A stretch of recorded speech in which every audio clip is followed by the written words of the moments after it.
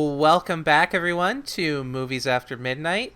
I am your host, Evelyn. I am joined once again by Erynn, and Hi. we are in Howling 6 territory today. Uh, which Evelyn and I are about to join the freak show. Howling 6, the freaks, and I brought my teddy bear with me because there's a teddy bear motif in this movie. I love how he looks like he's turning into a werewolf. He's he's A bear, He's my, not I wolf. bought him at like a yard sale a long time ago, and he was like, I think he's like handmade because it looks like someone like made him as a craft project, and I was like, somebody put their heart and soul into this poor bear, and now he's just being sold. I have to take him under my wing. Like Jesse in Toy Story. Exactly. Beautiful. That segues us right to the intro of the Howling Yeah. Six Freaks, because we start off strong.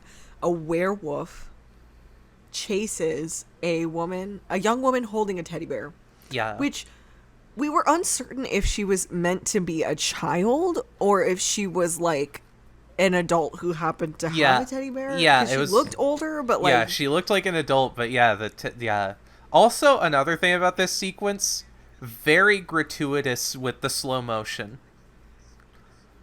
Like it's very yeah, like there's a line in Garth Marenghi's Dark Place where they're talking about producing the show, and he's like, we had to slow down things for padding. Any scene that was not dialogue we considered for slow motion. And it's like a solid minute of slow motion running. yeah, and honestly, it goes on for a pretty long time. It does, yeah, like the entire opening credits. Yeah, and then we get the title card. My favorite title card. It is very, yeah, you get like the colorful like freaks like animating in under the corner, and it's a very nice like. Well, and what was really funny is I feel like it's the first Howling to actually have the real title and not like the working title as like the Yeah. title card. Yeah, well, it's the first Howling to just have a consistent subtitle, I think. Yeah. Every other title has vacillated very differently. Like even on Amazon, there's like Yeah. two different listings with different titles. Yeah. But so then we cut to, so oh my god, a murder right away. Whoa, we're getting scary.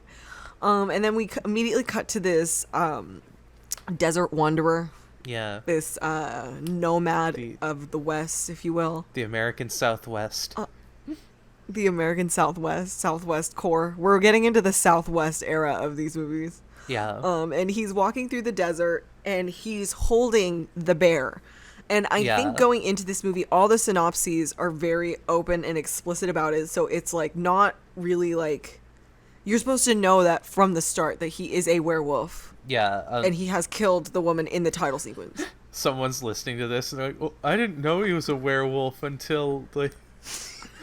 Until he did the freak show. Yeah, I feel like all the like the back cover even is like every single synopsis has been Yeah. a young werewolf. And I think also the bear connection and the howling, you know what Yeah. I mean? It's like the writing's on the wall there, you know Yeah, what I mean? the bear does kind of like solidify. Anybody who feels otherwise is an idiot. Just kidding. And you are bad at watching movies. And you're too stupid for. No, I'm just kidding. So he's walking through town. He sees the bear. He's walking toward a town. We cut to the town, and we land on the mayor, and we get kind of like a run through of the normal life characters that are gonna be the cast of characters in this Howling. Which is like I feel like this series really like starting with like 4, like we really want to be Twin Peaks all of a sudden. Like we always have to have a town full of like kooky inhabitants. Yeah, we always get like a little bit of an ensemble for sure, for sure.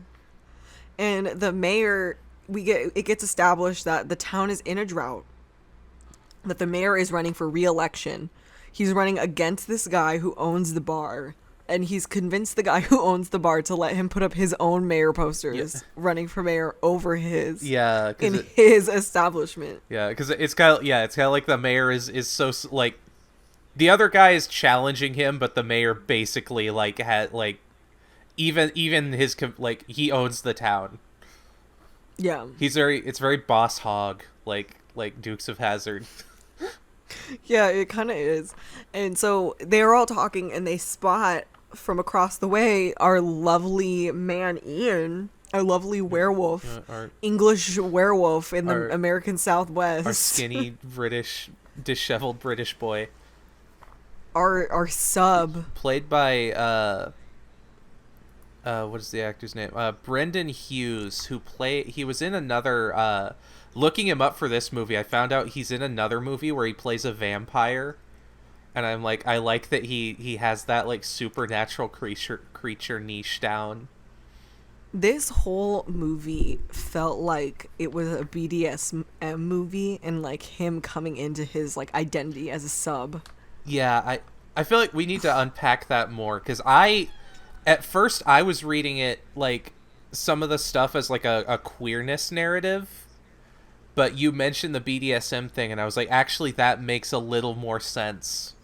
But yeah, we can get back to that. It's super wild, like as it comes up. Yeah. No, that's a really, really good point. Yeah. Because there is still like the kind of like queer coding across it for sure.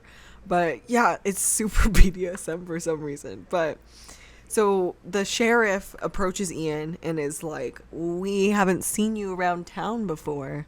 And he kind of heckles him, gives him a hard time. Yeah. He wants to know why he's in the town. He kind of discourages him from staying. And then enter Dewey, the town preacher, who comes in hard right off the bat and is just like, hey, do you like know how to work with wood? Like he's like so fucking nervous. Yeah.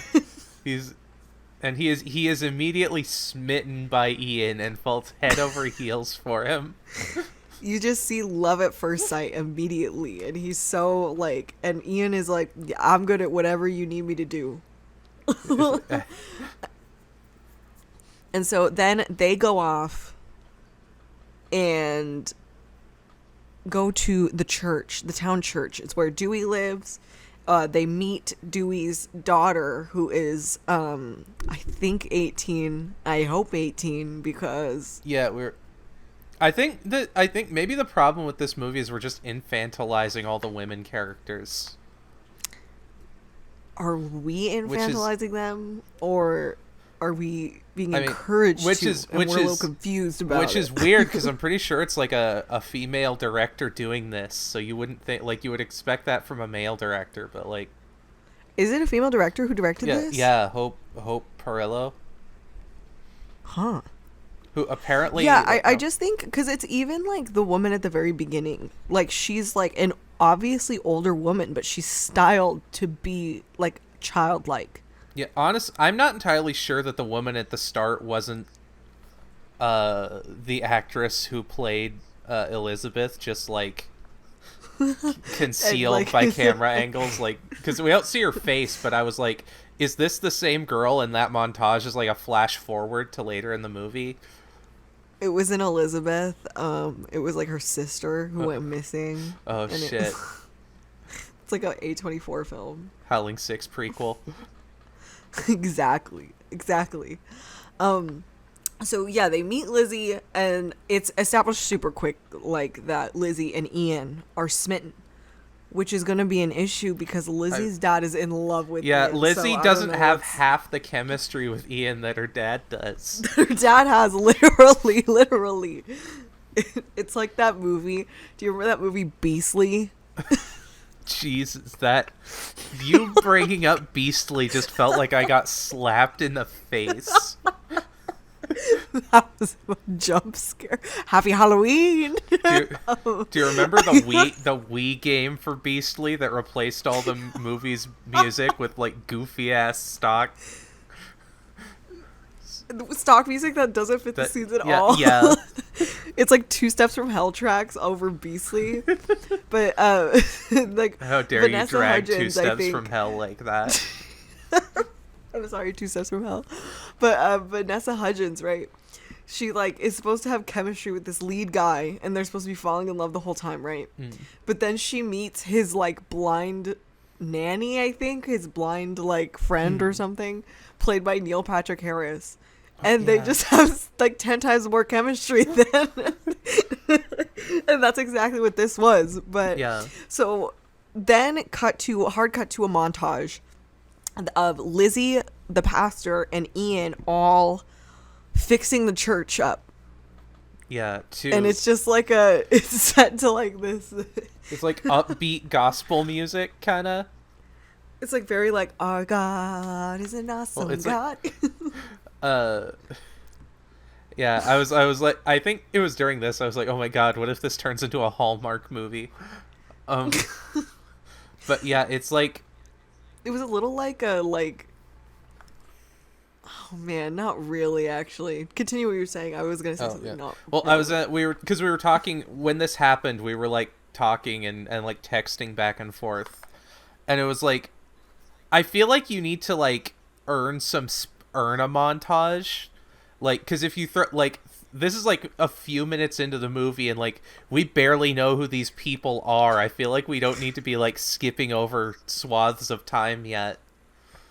We barely know who these people are, and they haven't even saved the cat with Ian. They've had Ian murder a woman, and you're like, he's a good guy. Maybe it's dramatic irony, so we're supposed to feel this bittersweet. Yeah, the upbeat I think tone is supposed to contrast our sad, dramatic attitudes. Well, also, I think him helping the church build the church is him saving the cat. The cat is the church. Yeah, I think it is. That's actually, you know what, Evelyn? It's also kind of giving like I'm a reformed Christian werewolf. Yeah.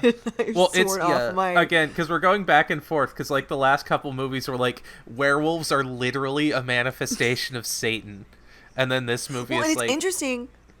No, that's a super great point you bring up. Not to cut you off. Finish what you're saying in the middle. Well, that's the rule I've found, because like it's interesting how we're doing like sympathetic monsters a lot now, and the Howling was one of the series I was like where typically the monsters are unequivocally evil. The exception to that rule is the Howling series, werewolves are always evil unless it's an entry divisible by 3. This is the big brain. There's some like semi-sacred geometry like code to the composure of the Howling series. The Howling series is the key to the Da Vinci Code, and unlocking its secrets will help us unlock. Why is the werewolf's fur so big? It's full of secrets.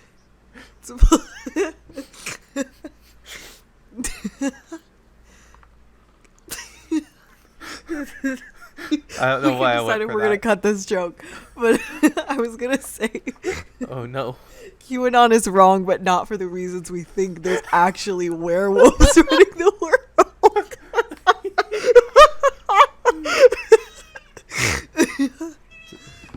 I'm so sorry, everybody, if you can hear my werecat screaming at me. I hope you can't, but if you can, that's what it is. It's a werecat. She's transforming right next to me. She's transforming into an even more loud cat. Exactly. And so at the end of this montage where they all save the church and find God, there's this dialogue exchange to end the montage. Oh, what were you gonna say? Because they kind of established, like, because they set him up with a room in the church, and he's like, you believe in God? And he's like, not really. I don't really. Not really. He's like, I don't have, like, something like me and God aren't I don't think. I've had a hard time believing in God recently, or something, where it's like, you know, he has an edgy worldview because he's a werewolf. I'm sorry, 1 second. Honey. Are we getting? You're stuck. No, she batted my sweater, and now she's stuck on it. Let me help you. Hey.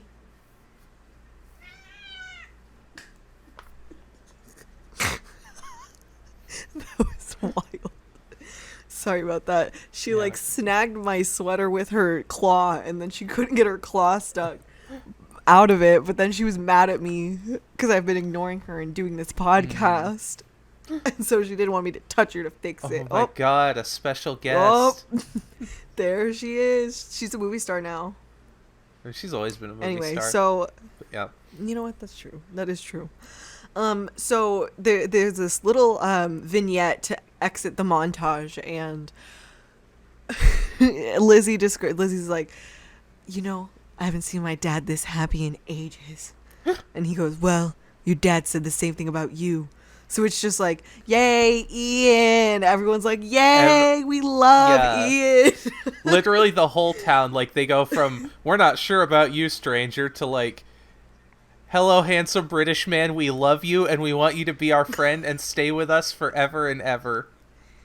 Because, like, do you think that they went so far in the direction of everybody being, like literally kissing Ian's ass the whole time? Do you think they did that because they had Ian literally murder somebody in the title sequence? Do you think they feel like they had to? Or, like, why do you think they were so, like, Ian, I think because it gives him farther, like, because, like, as like, the movie... Well, actually, this is a good place to talk about the like, subtext, because, like, this is where I was getting, like, the queer subtext, because like, to me... like, we'll get into this, like, as the freaks roll into town and stuff. Like, there's this emphasis on, like, the like, these two types of worlds where it's, like, the sort of, like, normative whatever. Like, if I'm reading this in a queer way, it's, like, you know, the world of, like, accepted, straight, cis, het, whatever, and the world of like, and then there's the world of these other people who are, like, you know, outside the norm. And Ian, as a werewolf, he's like, he's outside of the norm, but what he's like, I was like, you could read it as him being bisexual, or him being, like, you know, if you're in like a trans reading, like, he's someone who passes, basically. And so he's like, when they think he's one of them, they're like, we love you and we want you to be part of our society. But then, like, later on, the moment he's, like, outed, everything, like, turns around and they're like, we hate you, we don't want anything to do with you, you're a weirdo. And so, like, I think that is kind of why they establish everyone loving him so much at the start, because, like, it sets up that dynamic of how quickly things shift, kind of. That makes sense. And you describing the outing thing is super interesting, because that is exactly how the scene looks, which we'll get there for sure. But next, what happens is the freaks do roll up into town next. Yeah. And it's kind of funny because it kind of, like, messed with my expectations for what the actual freak show ended up being. Yeah. Because they roll into town and it is the ricketiest shit I've ever seen in my life. It's like a beat up truck and a beat up, like, Winnebago trailer, and, like, with some, and that's, like, it. And then it's, like, two guys on like a guy on a horse. Like, I was like, what is this freak show? What? Yeah. Yeah, it's like, what is it? It's like Harker's... Oh, yes, it's Harker's World of Wonders. And we kind of already seen Ian be enamored with, and it's kind of implied that he's gone to the town to intercept the freak show. Yeah, because he's got these, like, newspaper articles and stuff. Yeah. And it's interesting because, like, the motive for it, like, kind of shifts, but as of right now, the motive seems to be that he needs to go, like, you don't know why he's so enamored with it, I guess. You know what I mean? Yeah. You don't know if he knows somebody or, like, what's going on, but you know that he's enamored. And so after everybody returns to the church, showing off the church, and it's kind of when it's established that everybody in the town really loves Ian, and they all decide that they want to go out and celebrate. But Ian is very, very, like, bitchy about it for some reason. He doesn't want to go celebrate, and he decides to stay home. And then we have a heartbreaking scene where Dewey pours his heart out to Ian just to get rejected. He's like, yeah, come on, we're doing this for you. You're the best thing that's happened to this town. Come with us. This town has been so boring until you showed up. He's like, no, I got it. I'm Harry Styles. I don't know why my voice went that way. That Have you seen that? That Like, literally those was. TikToks? I have seen the. There's it's like that tarot reader who does the like, "Hi, I'm Harry Styles." That's the deep lore, everybody. Yeah, wow. that joke is gonna age like curdled milk in the back of the They fridge. They should remake the Howling 6 with Harry Styles as the lead. It could be his third attempt at acting. Yeah, I love the Howling 6 because it really feels like a movie.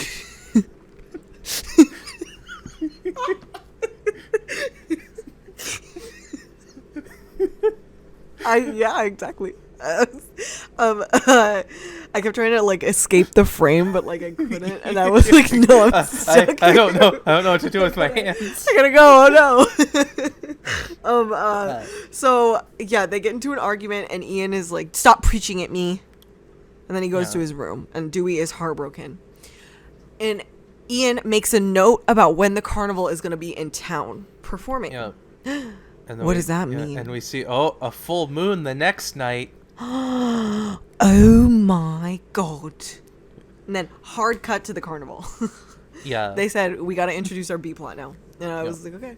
So we got Bellany. He's a super cool dude, and he's kind of the right hand to Harker. Harker is the carnival leader is Lestat, Yeah. who is in this movie is called Harker. Yeah, all the carnival people, this is where there's like a bunch of like character actors in the carnival crowd who are like people we recognized from other stuff. Yeah, like the guy who plays Bellany, he is in a lot of like blaxploitation films, like he's in Shaft and like Foxy Brown and stuff. Yeah. And then Toons is another guy who is in the freak show, and he plays the Oompa Loompa in the Willy Wonka, the Tim Burton Willy Wonka. Also, he was also in he was like the suit actor for he's been like he was like some stuff Aliens and Star Wars, but he was in Van Helsing from 2004, one of the greatest films ever made. He was like the suit guy for some of the Dwerger, who are like these like twisted dwarf creatures. Wow. Like the fantasy word dwarf, like not me. But but there were a few things from this movie that some of the like the werewolf versus vampire conflict that we get into, and like there's a shot in his werewolf transformation that I'm convinced Stephen Sommers, when he was making Van Helsing, like maybe he was looking up stuff that Deep Roy had been in, but I think he saw this movie and like took notes from it. That would make a lot of sense. But the other actor I wanted to point out is Bruce Payne, who plays Harker, is like a guy who's played a smarmy villain in so many things. And I remember him from Highlander Endgame, where he gave us the great Highlander line, "What's wrong? Don't you want to be inside of me?" As like a badass like threat. Hell yeah. But yeah, a lot of actors. A lot of actors, yeah. And then the final person that we're introduced to is Mr. Carl. Mr. Carl is I couldn't tell if Mr. Carl was meant to be, they're a drag performer, but I couldn't tell if they were just gay or if like they were like non-binary. I couldn't tell what it was supposed to be. Yeah, well, the way they're treated, because Toons and Carl are together. Yeah. Well, the way they're treated feels like a non-binary kind of thing. Well, I assume that the character is supposed to be like a intersex person, because that's because there's this drag performance that Mr. Carl does where he's split they're split in half, and there's a male side and a female side. Yeah, because that was, I also struggled with that. It's like a cabaret performance. Because the movie, when they're introducing him later at the show, they're like, Mr. Carl, he's born like half man, and they keep using he, him, but I'm like... That was Mr. Carl? I think so. Because they keep using I'm such he an him idiot. pronouns at the carnival, but I'm like is that so I mean I guess I'm using he him for the character, but also I'm like I feel like those pronouns came out of like ignorance towards the fact that there was any other option, so I'm not sure like where we're at here. Yeah, because I read it as the ignorant to any other option kind of read. Yeah. Especially with the way it's set up, because there's this like Harker is very clearly this like extremely manipulative. So okay, the whole scene, we meet all these characters, but we meet them in a scenario where somebody has just kind of joined the Interfold. His name is Winston. He has some kind of reptilian thing wrong with him. Yeah. Is he like burnt or something? It's never really. Is it really? Well, it's like explained? not He's really. called the Alligator Yeah, Man. he's got in the freak show, and yeah. they make up some story Also, about like him getting yeah. bit in the Amazon or something. He's another character actor, Sean Sullivan, who I pointed out. He's the actor he's the drunk guy that they pick up in Wayne's World before they start doing Bohemian Rhapsody. Yeah, and so yeah. he wants to leave the fold. He's like, I don't want to be here. I'm really confused about this. And the interesting thing that happens is like Harker essentially like kind of manipulates him into staying. Yeah, and through like this whole like I'm the only one who's going to accept you, nobody else is going to accept you. And so there's this very clear like toxic situation that's set up with Harker, where he's manipulating all of these people to be here and extorting them to be in the show. Yeah, well, and he like sells him a like deception too, because he's like, I'll make if you stay with me, everyone's gonna worship you. They'll never judge you again. They'll think you're amazing. And then like later he has him, like chained up with a muzzle as the alligator boy. And everybody is like hazing him the whole time. So even after the point he decides to stay, everybody kind of hazes him as they all walk away. And we see Ian watching from the hill. So Ian is extremely enamored with the freak show. Yeah. I think he's a freak. I'm starting to think. I'm starting to wonder. Yeah, he's trapped between worlds, and he's like glancing at the other world, knowing he's attached to it, but not wanting to become a part of it. Exactly. So hard cut to the night of the performance. It's like a little fair that's like set up, and there's all these games to play, and like there's this big like freak show museum and show or whatever. It was a little unclear how underground the freak show part of it was, or at least for me. Well, it seemed like something incredibly exclusive, but it seems like it's like a show for everybody. It was weird. Yeah. Also, this will be the last time I talk about who's in this movie, but I missed it. But one of the extras that's like watching the show is the actress that played Mary Lou in the last movie, and they like credit her. They credit her as Mary Lou as a little like bit. Which like that doesn't play into anything. It's like a goofy little cameo because they're like, "Hey, you worked on the last movie. We need an extra." No, it's deep lore. But I got the impression that the freak show was like a public event because they're like It's just weird because when they actually go in to watch it, it's like pretty small crowd. Yeah, I think that's because. But I guess it's just kind of like they can only fit so many people on that soundstage. That's real. So everybody is performing at the little fair. Ian is at the fair with Lizzie. They're on like a little date, and he wins her a prize. The prize is a teddy bear that matches the one in the beginning. Oh my god! And he kind of gets triggered at it. Yeah. They hand her the teddy bear. They're like, "Oh, this teddy bear for the little lady," and then he just gets really upset and triggered. Yeah, and she's like, "What's your deal? Why are you so upset? It's a teddy bear." Mm-hmm. And then as they're going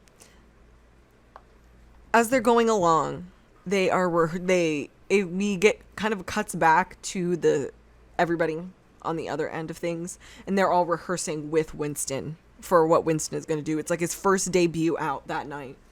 So Lizzie and Ian then go through a haunted house together, which was honestly a wild haunted house. Yeah. It was like, I was like, the scale of this place is huge. So they go through a haunted house, and it really freaks him out.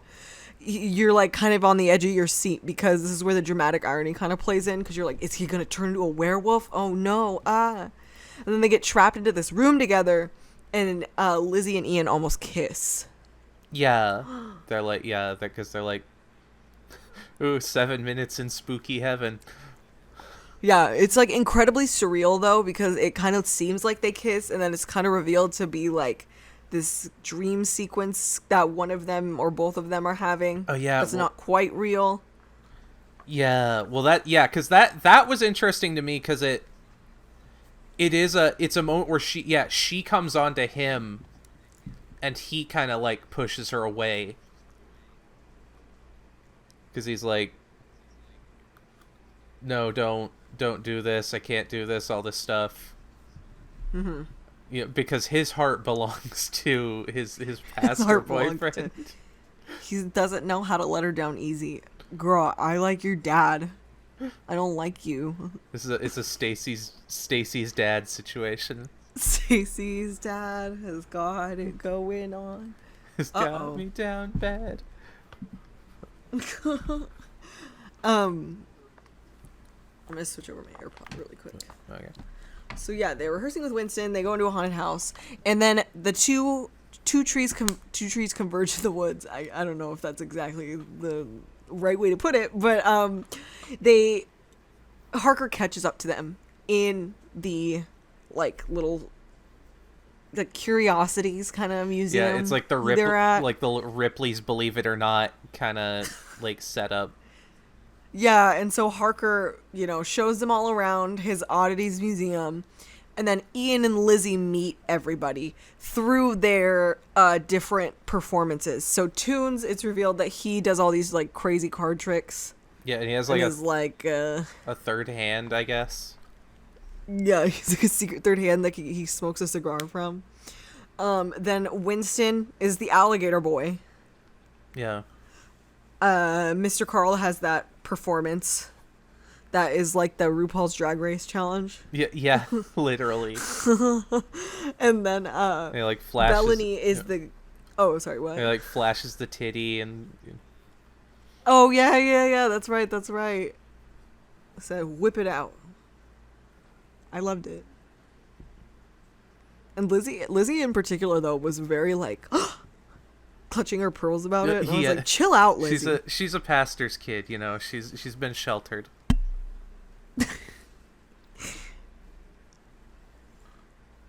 I was gonna make a pastor kid joke and then I stopped. What Evelyn, what were you gonna say about as the representative of pastors' kids? Actually, no, that like if she's a real pastor's kid, that just means she's like down bad, worse than anyone else in the movie. Which honestly, low key. About right, yeah, actually. Low key. So then Bellany is the final person they meet. He is a clown and he bites the neck of a chicken and like rips the chicken apart or something. Yeah, I didn't get why he was did like, I'm a clown and I'm what a freak and that means I just bite chickens. I was like, okay. Yeah, that was an interesting because all the others made sense as like performances. Whereas his was like, this just feels unhinged and psychotic. He's kind of like, honestly, it made me think about the Terrifier clown a little bit, like Art. Yeah. Because, like, he's, like, standing there kind of weird. Like, he's just kind of, like, he's just kind of standing there. He's not really even performing. He's just standing there. Menacingly. Exactly. And then he just bites the head off a chicken with no warning. And so Ian gets really triggered and leaves. And Harker notices. And it was kind of funny because he goes, that guy noticed us. Like, he notices. Yeah, he's like, I know you. And I was like, okay. It was like that. It was really funny. It wasn't, I think I've seen this guy before. It's this guy was looking at us funny. Yeah, and I think it was really funny. Because he's like, that guy seemed to know me, but I don't know him. Mm-hmm. Yeah. Which we don't find out until later, but it's the old Hans Landa. Do you think Quentin Tarantino was referencing this masterpiece when he wrote Hans Landa? The bonkers thing is, there's a very good chance Quentin Tarantino has at least seen this movie. And like, I think for you sure. want to think, like, thinking about that for a second, that's kind of... Because it's essentially the same, but we'll get to there. Yeah.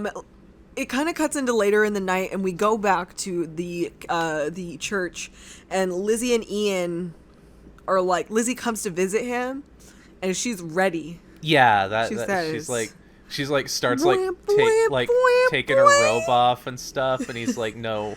She's like, my dad's asleep. I checked, and he's like, whoa, buy me dinner first, please. Which honestly, very interesting for a male protagonist. Yeah.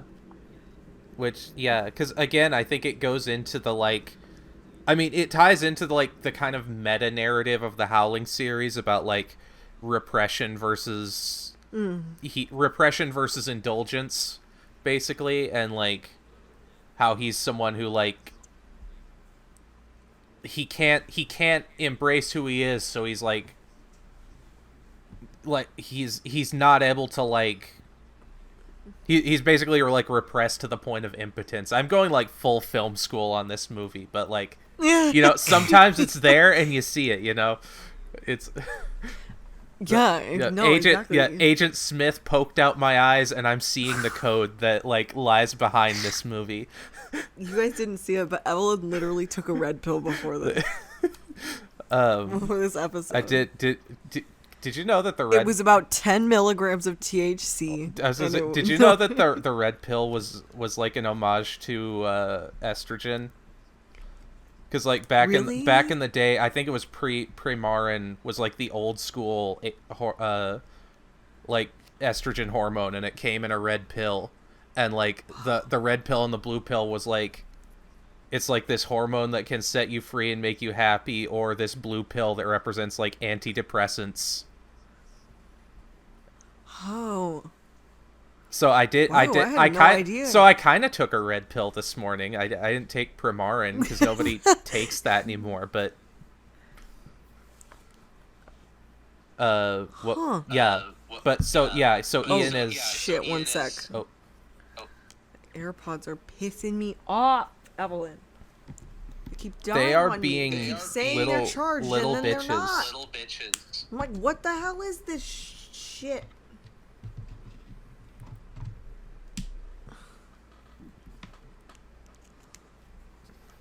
I was like, kind of. Oh wait, here we go. This one better be charged. This other one, or else I'm gonna throw something.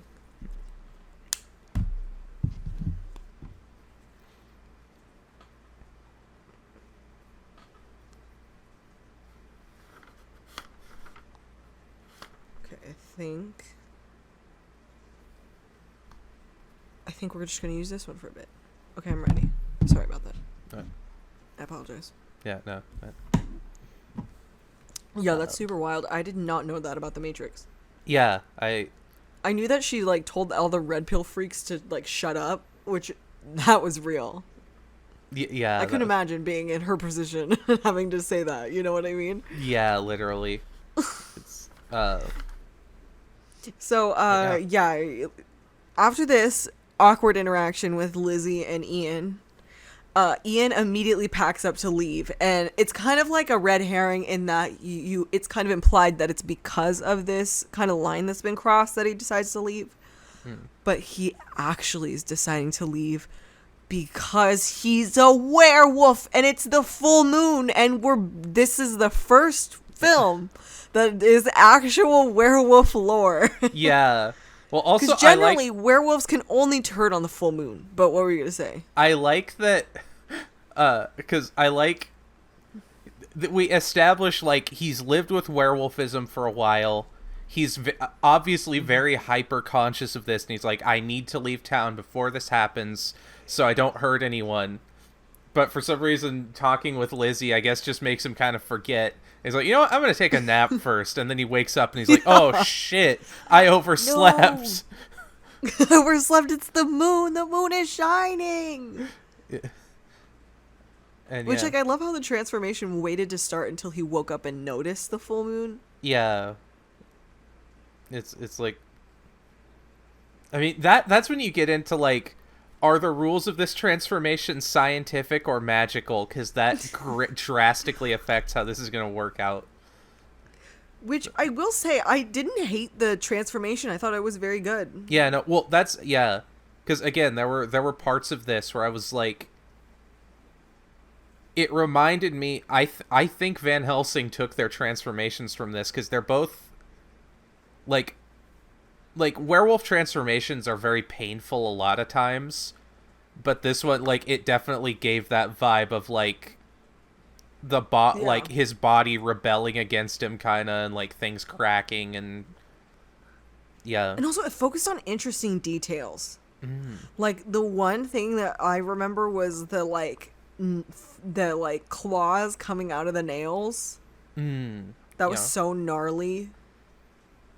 Yeah. And I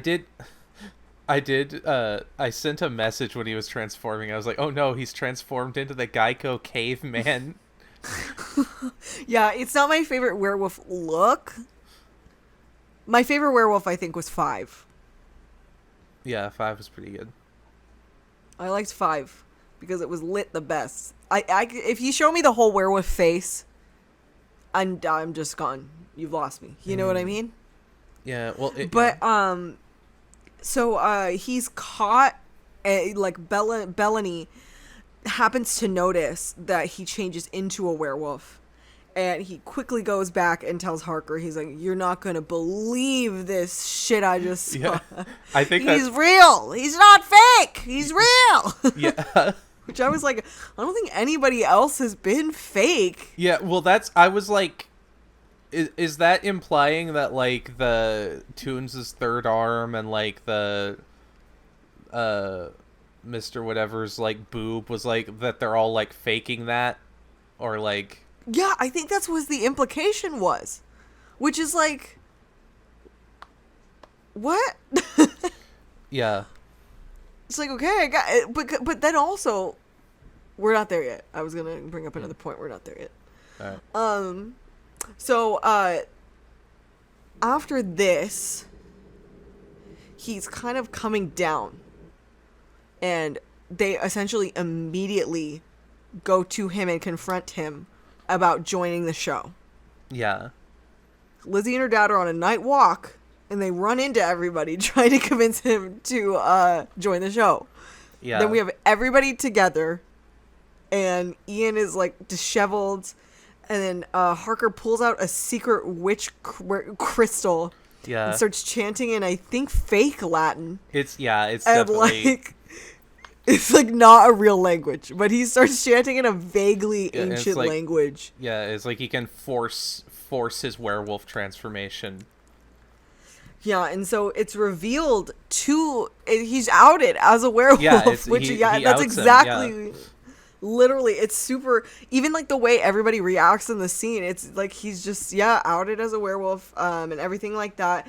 But he blacks out and doesn't fully see, I guess, what happens, and then he wakes up, just in the freak show. Yeah. Now, after this, Harker convinces him that he killed Lizzie. Yeah. And that they he kind of Palpatines subdued him and locked him up. Yeah, he Palpatines him. Exactly. He freaking Palpatines the shit out of him. But, How'd you feel about that? Somehow Palpatine's back. yeah, somehow. Also, your video on my end froze up, by the way. Awkward. Is it fixed now? It is not. Do you like how I just wait a couple seconds and don't do anything and then say, is it fixed? You know, sometimes that works.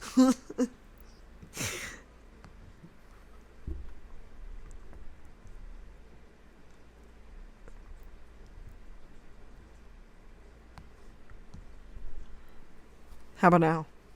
Am I back? No. Let me turn it off and on. Alright.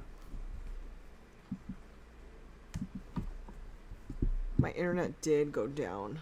The numbers did go down. Hello.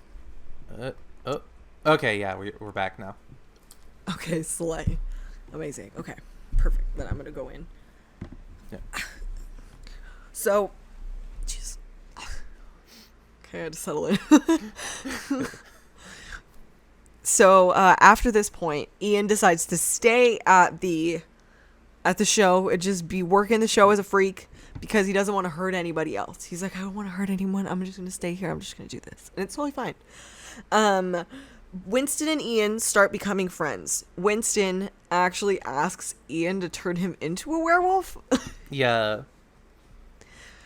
Which, like, because he just doesn't like how he looks, I guess, and I guess he thinks being a werewolf will change that. Yeah, well, it's because it's kind of, like, indicative of the, like, being social rejects thing where Ian's like, why would you want that? And he's like, I mean, I'm already like this, so, like, being a werewolf would be better. And he's like, I'm already a freak, and Ian's like, no, you're the only person who's not a freak, because you're a good person.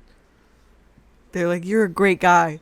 Sorry, I wasn't laughing at your point, Evelyn. I was laughing because my cat's really mad at me right now, guys.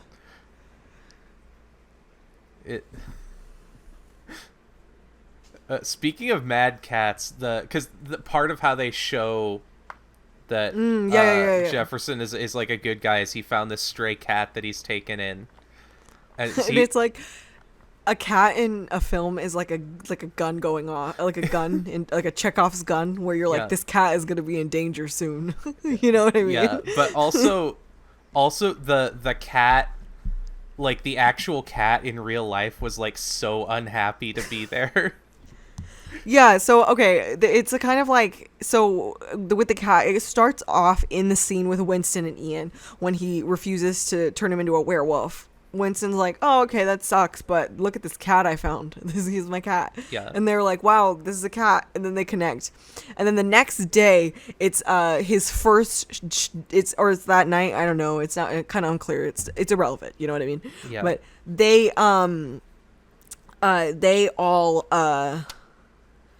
there's actually a scene kind of in between where the sheriff goes to visit Ian because he hears that Ian is there, and he kind of comes up on Harker and Ian. He comes up on Ian in the cage, and then he's the sheriff, and he was like, Ian, what's going on here? Yeah. You're in the cage. What's happening? Yeah. He's like, I killed Elizabeth. I gotta go. And he's like, Elizabeth isn't dead. And it's like, you're the sheriff. This man is locked in a cage. He's kidnapped. Yeah, well, I think Elizabeth even says that. She's like, kidnapping people and locking them in a cage is illegal. You should do something. He's like, oh, I don't know. I'll go check it out, I guess.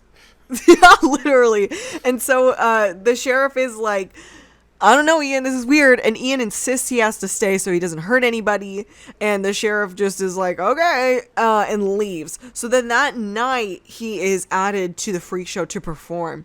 And at his first performance, which I think everybody's like, the sheriff is watching, right? Yeah. Like, everybody goes to the performance. And that's when the cat is, like, Harker has Winston's cat. And is like, oh, they're friends, I'm gonna destroy that. You know, yeah. He's typical narcissistic tendencies. Yeah. And so he throws the cat at now werewolf Ian. We get another transformation sequence, which they did a great job with the transformations. So I think the multiple transformations are definitely earned by the visual effects. Yeah. But it's like that's that moment where the cat is pissed the whole time. The cat is like, he's like holding him in like the werewolf VFX, and the cat is like, I am, what is like, could you imagine if you're just a cat? It was giving like, this is somebody's cat on set. Yeah. It wasn't giving like, this is a trained like animal for performance. Up, yeah. And could you imagine just being a cat and like you're just brought to a place with all these people and you're handed off to a big creature? That must be so messed up.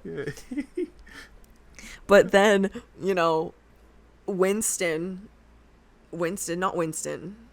Ian. Winston? Who is Winston? Ian. Yeah, Winston's Ian. The guy who owns Why was the I cat. calling him Winston? Oh, Winston is the guy. Okay, got it. Sorry, guys. I was getting a little bit. lost in the sauce there. Because yeah. Yeah, he then you think he's gonna rip the cat to pieces, you know what I mean? Yeah. But for he decides he instead like he like he like hands the cat back to Winston. Yeah. But by hand the cat back, I mean he throws the cat to Winston, who is sitting on the second balcony. Yeah. But also it's a he just yeets this cat. But also it's because like it's an important moment because it's like showing that Ian is like starting to like he's able to like control his werewolfness a little, but also he like as he does it he like even makes some noise where he's like haha, like at Harker, and it's just kind of funny. Got you. For I am a man of God. I might be a beast, but I shall not lose myself to my impulses. Dewey, this is where like ever since he finds out Ian's a werewolf, he's like completely 180, where he's like, this is the devil, and I can't believe I was tricked. Isn't that how it always goes with who we're most enamored by, who we lose? Which again, I think is just like a queer subtext where he's like someone who has obviously forged this connection, but his religious background won't allow him to like accept the person, accept like the relationship that's already been established. Yeah, and it's really interesting because even like Elizabeth keeps trying to like advocate for him, and Dewey is very hard, like he is not a creature of God. Yeah, which I thought was also, very. Yeah. And again, Elizabeth even says, "Come on, you know he made you feel something." That's an actual line that she says about Ian. And he's like, that's like kind of the turn. That's kind of like the gotcha. That's where she wins the scene. It's really funny. Yeah. But the kind of shenanigans that happen in that's one of a couple different things that happen in this section of the movie. They find so the sheriff starts kind of poking around, and Harker kills him. But when Harker kills him, he is revealed to be a vampire. Yeah. So we get our first vampire in the Howling. Yeah, we've entered like the Monster Mash territory. Like it's not just about werewolves anymore. Which I just want to talk about it right now. Because okay, I guess next what happens is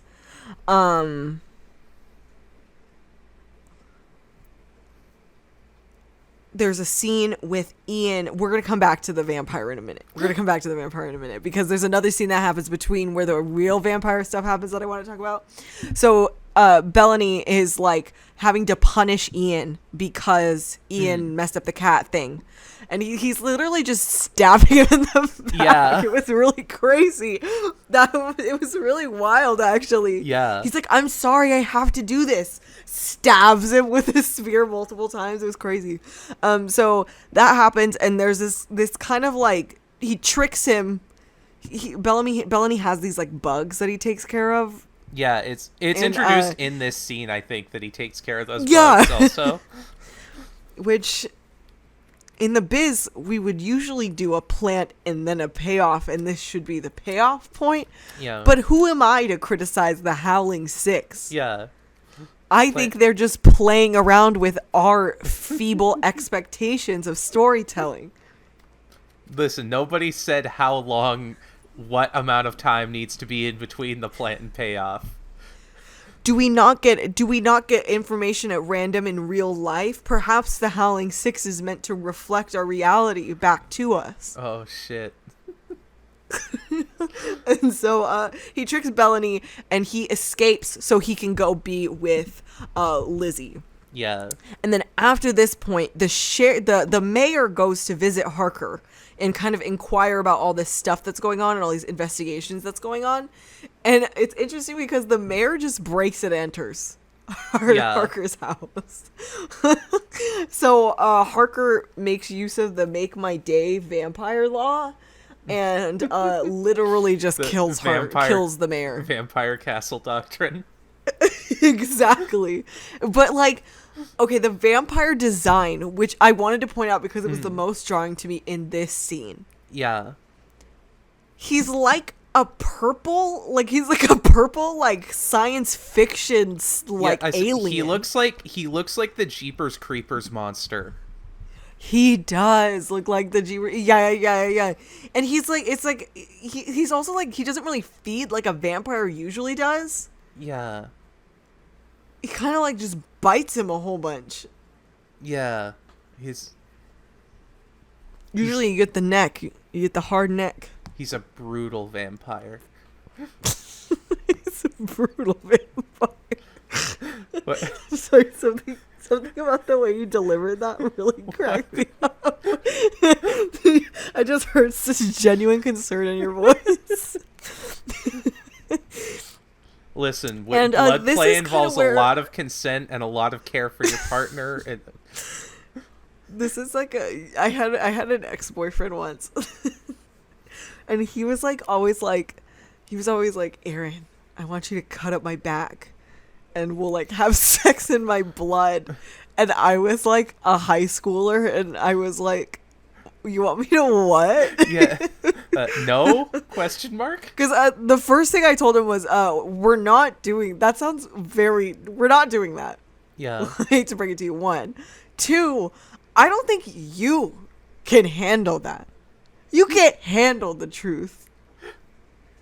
And that's what if he was a werewolf? Oh, shit.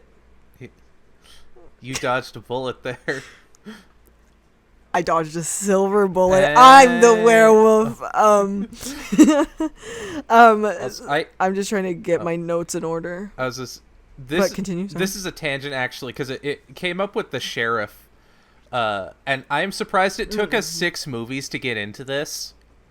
But the sheriff is one of those people, and it gives me an opportunity to touch on it. When I say werewolf, I say wolf, like with a pronunciation on the L. And a lot of people say werewolf.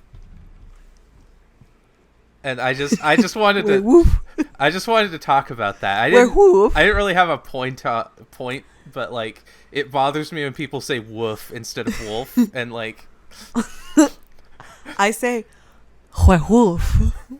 Which one do I say? I feel like I've heard you say both. So you were just criticizing me, huh? My Colorado accent? I can't say consonants, Evelyn. I'm criticizing the sheriff so that I didn't have to call you out personally. I think it's a funny semantic thing, and I was like, how have we made it 6 movies without me talking about this? That's because this is the first movie that we're moving into the Southwest. You know what? That tracks. And you know what's not in the Southwest? Consonants. Because you know how that word's supposed to be pronounced? How? Consonants. So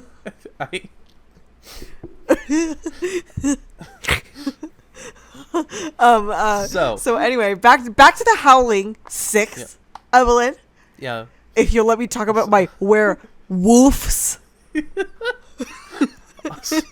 My werewolves. Also, your camera froze again, and I'm not sure if it's something one of us bumped. Shit. How about now?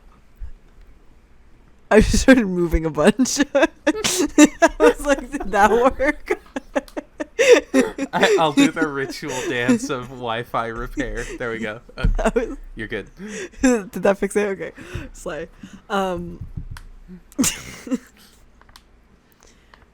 So at this point, Ian has like a memory trigger, and he is able to reveal to Lizzie herself, that Harker had killed his family and put like a werewolf curse on him. He hasn't really established how that went down.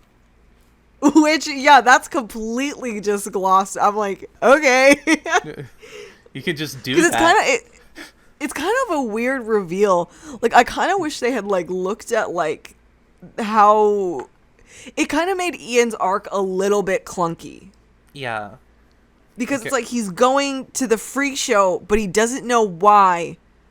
Well, they didn't even need to. They make it very unclear.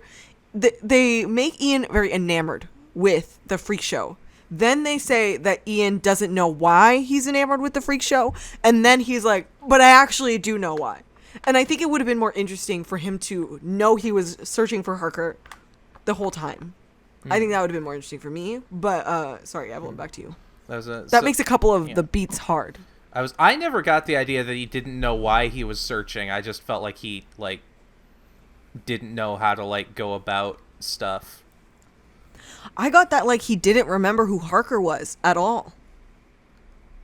I thought, it seemed to me like he remembered who Harker was. He was just, I mean, it might have been one of those things where it was like it happened when he was really young, so he, like, had to make sure that this was the same guy kind of thing. Huh, that is so fascinating that you read it that way. Yeah, I definitely read it completely different. But I think, so this is where I think the queer metaphor does kind of, like, complete itself, because, like, basically I think that's Ian's arc, where he's, like, part of his inability to reconcile between these two worlds is the fact that he was brought into this world by a negative person. So, like, you could compare that to, like, your first queer hookup being, like, a toxic person. And so because that toxicity is, like, tied to his experience, he's not able to like, reconcile it. And so, like the way he's able to finally, like, when he's finally able to, like overcome that person and, like, the hold that person had on his identity, that's when he's able to, like, balance things out on his own terms. And that's my academic queer reading of Howling, the Howling 6, The Freaks. I think that sounds like a beautiful PhD thesis, Evelyn. Honestly, I'm going to type it up. Yeah, no, that makes a lot of sense for sure. And then it's interesting, too, because at this point, Ian goes back to finish things with Harker. He goes back to kill him. And, like, Harker, like, there's, like, this lynch mob that, like, is going, and they're gonna kill him, and then they're like, we can't kill him, he's just a man! Yeah. Well, I guess because they were expecting him to be a werewolf. But also, I like when they start the mob up, because, like, you know, these movies, there's always a mob. But, like, one of the guys is like, yeah, it's about time we all, we're a town, it's about time we all started acting like it. And they act like it by forming a mob. By forming a lynch mob. To go and save Ian. Yeah. The new shining star of the town.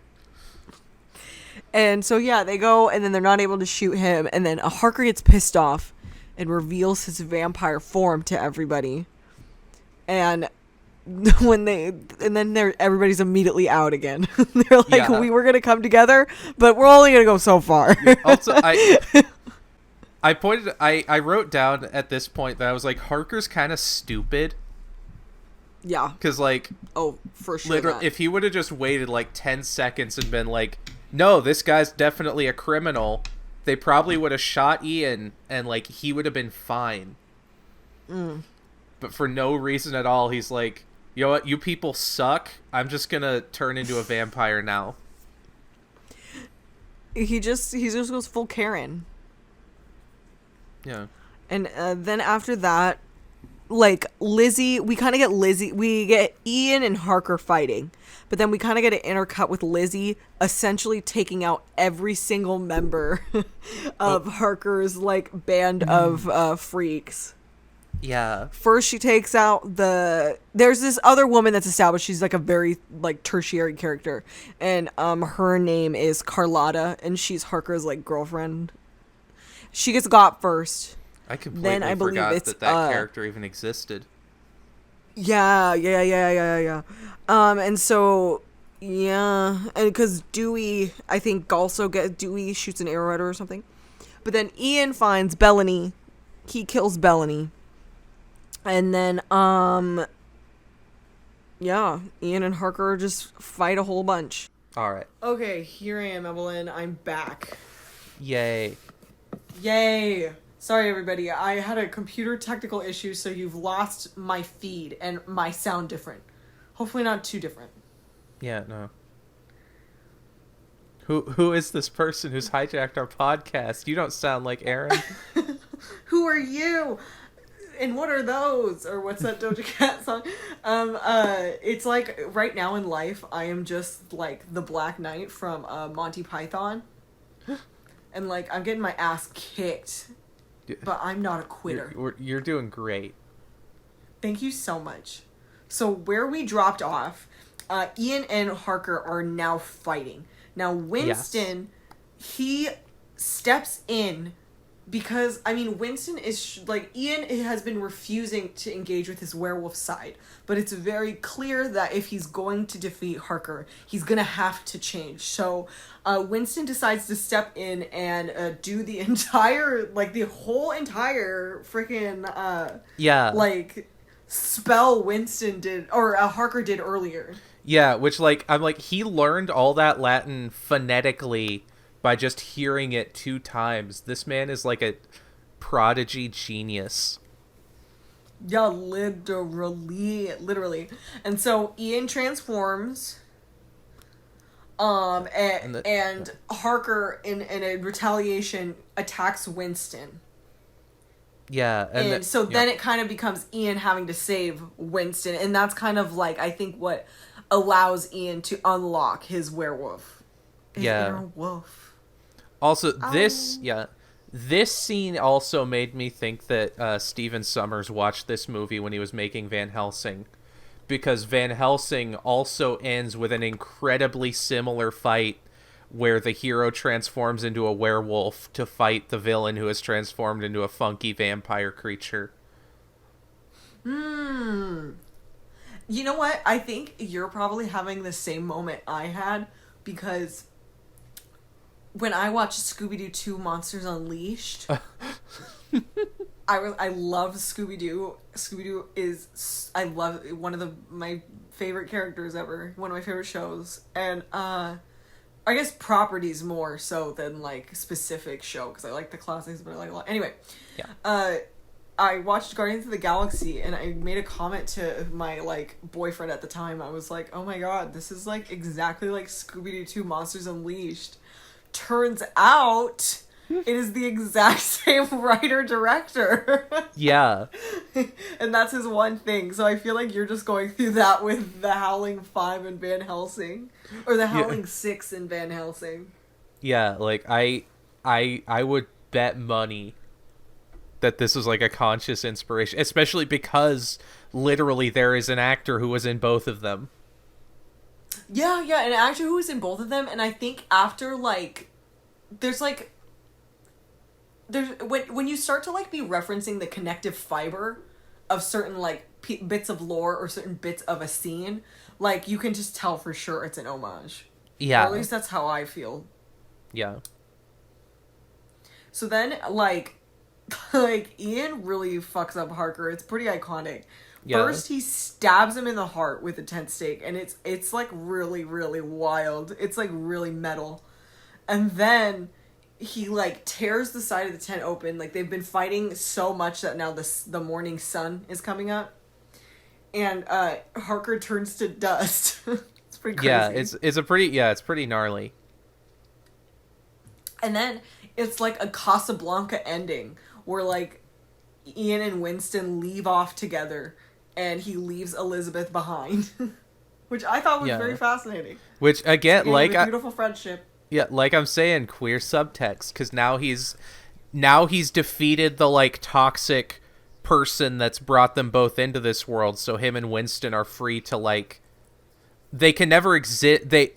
I think that's the thing, because that's, like, Ian's conflict is he doesn't want to exist in this toxic world with the person who, like, brought him into it, but also he refuses to accept the fact that, like, he'll never be fully accepted in the, like, quote unquote, like straight world, like the normal world. And so he, like, this ending is him, like, basically setting out with Winston so that they're like able to finally, like, define their own world and, like, live on their own terms. And so it's like the full circle of that. and Yeah, that's and it's super interesting because I really like how it's like the normal werewolf lore, and I think it's very fascinating that it's almost like they had to like clarify the werewolf lore because they're introducing another occult creature, so now there couldn't be any like ifs, ands, or buts about which one is which, you know? Yeah, I didn't think about that, but you're definitely right. And that I think worked really well because it made this final fight feel really like even. Yeah. Because in some ways, like, the Howling hasn't really... There's, like, standoffs and everything, but in like, a different sort of way. Like, I think in particular the Howling 2, where, like, the protagonists aren't even really involved in, like, Sturba. It's, like, Stefan, the B character, who kills her. Yeah. You know what I mean? So having, like, the protagonist directly engage in this way is very interesting. Because even, like, 5, like, the werewolf isn't even really, like... I mean, in the first movie, there was, what's his name, the camera guy who, like, shot a bunch of people. Yeah. But I feel like more often than not, we don't get even the camera guy versus though feels super mismatched. I guess what I'm saying is we haven't had a good like wrestling brawl. Yeah, this is like a Godzilla style, like monster against monster. Yeah. And there's something about that is incredibly satisfying and kind of something that I felt like was lacking in the series up until this point. Yeah. Because, like, werewolves, to me, they're just brute strength. And so, like, seeing them, like, fight like that is super interesting. And I think it's super fascinating that they've kind of taken a more, like, cerebral approach to overcoming the werewolves. Like, I think, like, in a way, the Howling 1... This is so film school. I think in a way, the Howling 1 tries to say that, like... It's, like, almost trying to make this statement where it's, like... This otherworldly supernatural force can still be overcome through, like, we have, like, guns, you know what I mean? Yeah. And, like, yeah, there's something about them just having to fight it out and no, like, silver bullet. That's super great. Yeah. Well, also I think the occult creature to occult creature is super interesting for the Howling as well, because usually we've gotten, like, humans versus... werewolves, and this is almost... Would you say that this is the first time it's been like a really sympathetic look at the werewolves, or would you say that some of the other werewolves were already sympathetic? Okay, so I said this is my rule for the Howling series. I can't remember if I said this earlier, but like, where like the rule for the Howling series is that werewolves are always unequivocally evil unless your movie is divisible by 3. Oh yeah, that's right. That's right. The deep math. Because yeah, with like Howling 3, they tried to make the thylacines like sympathetic, but 3, yes. Aside, oh my god, 3. Sorry, I blocked 3. Out of my that mind. Understandably, but like aside from that, yeah, we haven't had like a sympathetic werewolf protagonist. So I'm gonna put it this way: this is the first effective sympathetic werewolf protagonist. Even though, I feel like I said earlier, his arc got a little confused for me. I think at the end of the day, him stepping into his power in that final scene, I almost like his arc in the final scene, in the final fight, almost makes up for like some of his lack of arc that I feel like he had throughout the film. Because it almost feels like he goes through enough of an arc in that last scene where he's refusing to be a werewolf, and then he has to embrace it to save his friend. Yeah. Well, that's I think that's where, because I like this movie, and it doesn't, in my ranking of Howling movies, it doesn't rank as high as some of the others, but I give it credit because it didn't pull off everything that it tried to do. A lot of really interesting things, both like on the surface with werewolf versus vampires, and philosophically, whether you like read the queer subtext into it or whether it's just about like embracing your outsider status. And like it does all this really interesting stuff, and like I dock it points because it doesn't do those things as effectively as some of the other movies do their, like, hit their, like, simpler goals. But the fact that it tries all these things is, I think, what makes it a really interesting movie. Yeah, for sure, for sure. And I think it was also, like, it took a while to kind of introduce another kind of a culty character. Yeah. Well, because I could see, like, because I think that was kind of...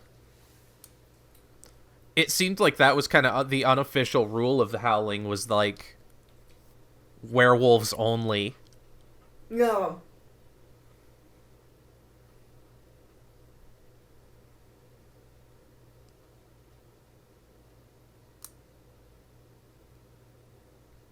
But yeah, I enjoyed this one. I was reading the Wikipedia earlier today, and somebody described Harker's performance as delicious. Okay, that's a little much. I thought it was really funny. Poor Dewey, though. He's a real victim. Yeah. He had to watch the love of his life run away with another man. Because doesn't he show up at the end, like, to like do something? Because, like, I think they all kind of watch him leave. Yeah, because there's, like, it's like we understand now that you could never stay here, but, like, we don't hate you anymore. Yeah. So, like, it's a very like kumbaya, my lord. But it's super cute because it's like the first image we get is Dewey all alone walking into town. And the final image we get is Dewey and Winston leaving town together. Ian and Winston. Ian and Winston. You want Ian and Dewey to end up together so bad. I just wish it was Ian and Dewey. You're just the best thing that's ever happened to this place. Like, the way he says it is so, like, I'm in love. Yeah, literally. And that's... What if we would have gotten, like, a comeback Shane ending to this movie? Dewey is revealed to have been a vampire the whole time. Oh, shit. Oh, my God. That's the Howling 6, too. That's how... If we ever get follow-ups to these movies, it has to be, like, Final Fantasy, where they're, like...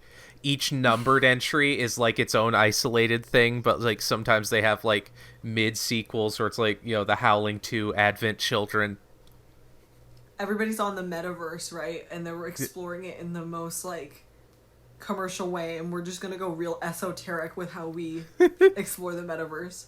And we're gonna make sequels to each individual Howling movie. Exactly. And then we're gonna have a big crossover movie a la the Avengers, and it's gonna have all of them crossing over in different universes. The HCU. The HCU, and we're gonna get the fancy duct tape for it. No longer will we have to use the original silver duct tape. We're getting like franchise. We're like, we went to Daiso and we bought like some cute little duct tape that has like kawaii animals on it. Exactly. We're gonna bring this franchise back from the purple cyber vampire was the craziest vampire design I think I've ever seen. Yeah, it was a very interesting choice. They were like, he looks like Nosferatu, and I was like, he literally doesn't. He looks like an alien at like a sex party in the Matrix. His shape looks like Nosferatu, but the fact that his skin is all like black, blue, chitinous, whatever. It's like vibrant purple. Yeah. Vibrant. Yeah, it was a pretty good time. Yeah. I don't know how I felt. Like, I mean... Yeah, the freak show wasn't as, I guess, like... I wasn't sure how Todd Browning the freak show was going to be. Yeah. But, like, I get that, like, they did it. I kind of almost wish there had been more to the freak show and, like, the freaks. I wish they had been, I think they could have been explored a little more. Yeah. Because, again, like, they clearly have, like, they all have, like, these like, really striking identities and backstories, so, like, yeah. Well, and, like, the Todd Browning freaks, there's, like, it's like an ensemble of people. Yeah. And I felt like that, like, it just felt like it felt like a group of friends. It didn't feel like a group of performers putting on a show from town to town. Yeah. I also didn't quite understand, were they traveling or were they located at the town? Were they like... I think they were traveling, I'm pretty sure. Got it. Because that's, I think that was the conceit, was they travel so that Harker can find victims and, like, kill them, and then, like, they leave town, so he's like never in the same place for anyone to, like, go after him.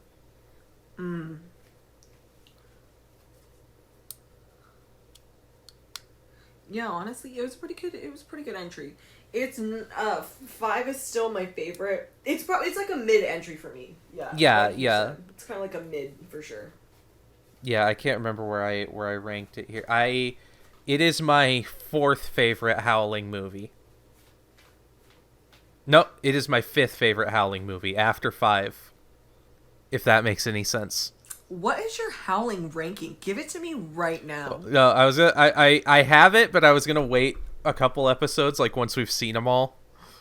Once we get off of this recording, you're gonna tell me your Howling ranking. ranking. I'll tell you, yeah.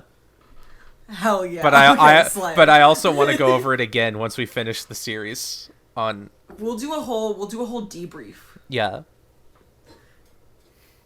I'm so hyped. Okay, Evelyn, this is the Howling 6. Freaks. Yeah.